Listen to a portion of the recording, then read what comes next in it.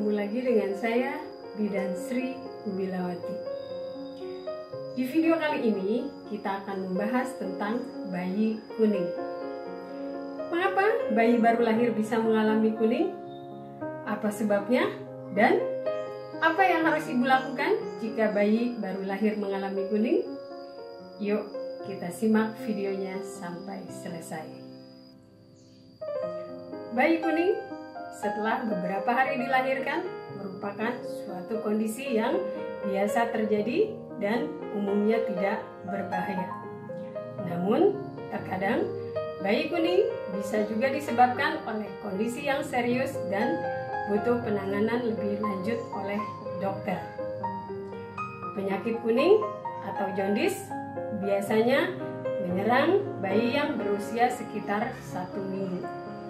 Kondisi ini bisa dikenali dengan munculnya beberapa gejala, seperti warna kulit dan mata yang menguning, urin menjadi lebih pekat, dan tinja yang berwarna sedikit lebih putih dan pucat. Jika tidak menyebabkan keluhan lain, kondisi ini mungkin bukanlah hal yang berbahaya.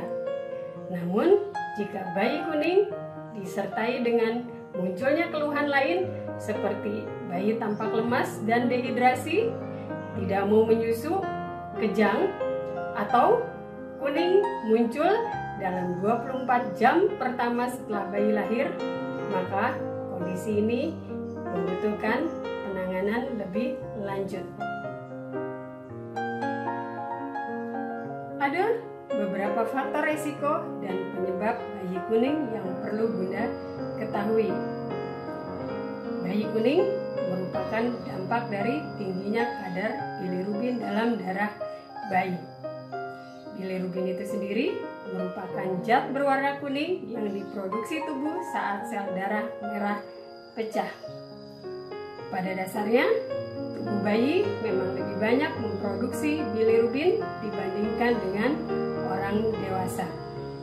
Namun, karena organ hati bayi yang bertugas membuang bilirubin belum dapat bekerja dengan sepenuhnya berkembang, maka bilirubin akan banyak bertumpuk di dalam tubuh hingga akhirnya menimbulkan gejala penyakit kuning. Kondisi ini umumnya dapat sembuh dengan sendirinya seiring perkembangan fungsi organ hati bayi dalam membuang bilirubin.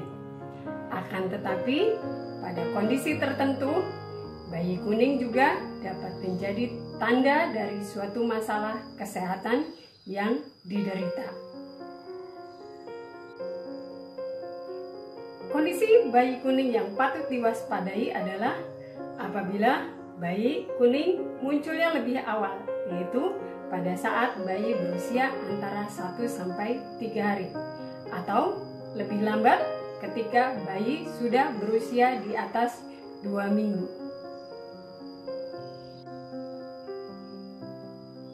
Berikut ini ada beberapa kondisi yang dapat menyebabkan bayi mengalami penyakit kuning. Yang pertama, gangguan organ hati atau saluran empedu seperti atresia biliar, kistik fibrosis, atau hepatitis. Yang kedua, penyakit infeksi seperti sepsis, meningitis, dan infeksi virus. Lalu, kelainan pada sel darah merah bayi, misalnya anemia hemolitik, anemia sel sabit, dan adanya perbedaan resus antara ibu dan bayi. Kemudian hipotiroid kongenital, lalu kekurangan oksigen atau hipoksia, kekurangan enzim misalnya pada penyakit G6PD, kelainan genetik, dan efek samping dari obat-obatan tertentu. Bayi-bayi yang beresiko mengalami penyakit kuning adalah yang pertama, bayi yang terlahir prematur atau bayi lahir sebelum usia kehamilan mencapai 37 minggu. Yang kedua, bayi yang terlahir dari ibu yang memiliki diabetes pada saat hamil. Kemudian yang ketiga, bayi yang tidak mendapatkan cukup ASI atau susu formula bagi bayi yang tidak mendapatkan ASI.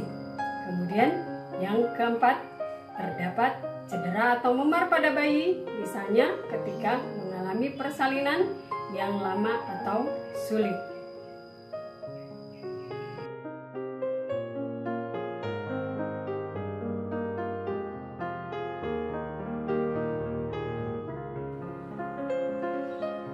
Lalu, bagaimana penanganan yang tepat untuk bayi kuning? Pada banyak kasus, kondisi bayi kuning tidaklah berbahaya. Kondisi ini bisa membaik dengan sendirinya dalam kurun waktu 1-2 minggu. Dalam waktu tersebut, Bunda hanya perlu memberikan ASI atau susu formula bagi bayi yang tidak mendapatkan ASI lebih sering dari biasanya, yaitu sekitar 8-12 kali sehari. Namun, jika bayi kuning tak kunjung membaik setelah 2 minggu atau disebabkan oleh kondisi medis tertentu yang berbahaya, maka bayi akan membutuhkan penanganan dari dokter dan menjalani rawat inap. Untuk menangani kondisi bayi kuning, dokter dapat melakukan beberapa metode perawatan. Yang pertama, fototerapi. Fototerapi adalah metode perawatan bayi kuning yang memanfaatkan paparan cahaya khusus untuk menghancurkan bilirubin dalam tubuh bayi agar mudah dikeluarkan melalui urin dan tinja. Fototerapi sangat efektif untuk mengobati bayi kuning dengan efek samping yang relatif ringan, seperti ruam atau diare. Saat menjalani fototerapi, bayi akan diberikan pelindung mata agar sinar fototerapi tidak merusak mata bayi. Metode yang kedua, pemberian suntikan imunoglobulin.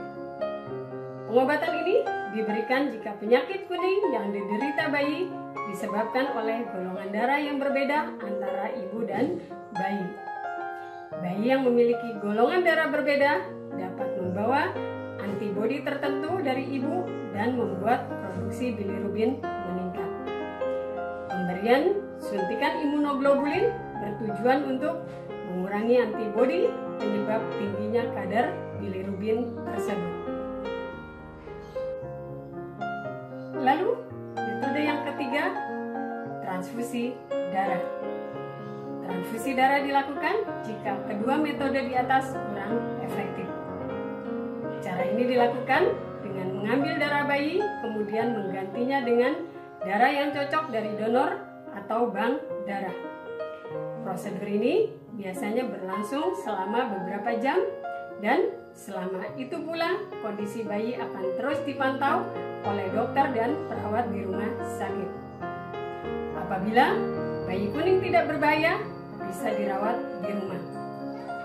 Dokter mungkin akan menyarankan agar bayi lebih sering disusui dan dijemur di bawah sinar matahari pagi. Meski kebanyakan kasus bayi kuning tidak berbahaya, Bunda tetap dianjurkan untuk membawa si kecil ke dokter anak apabila ia menunjukkan gejala penyakit kuning. Hal ini karena penanganan bayi kuning yang terlambat dapat menyebabkan bayi mengalami komplikasi serius, seperti kerusakan otak akibat penumpukan bilirubin atau biasa disebut Kern icterus, cerebral palsy, dan gangguan pendengaran. Demikianlah video kita kali ini. Semoga video ini dapat memberikan manfaat terutama bagi ibu yang baru saja memiliki bayi atau ibu yang sedang mempersiapkan persalinannya, agar ibu lebih waspada apabila bayi mengalami kuning. Jangan lupa untuk subscribe, like, komen, dan share kepada orang lain agar dapat memberikan manfaat kepada orang lain juga. Terima kasih, sampai bertemu di video selanjutnya. Dadah.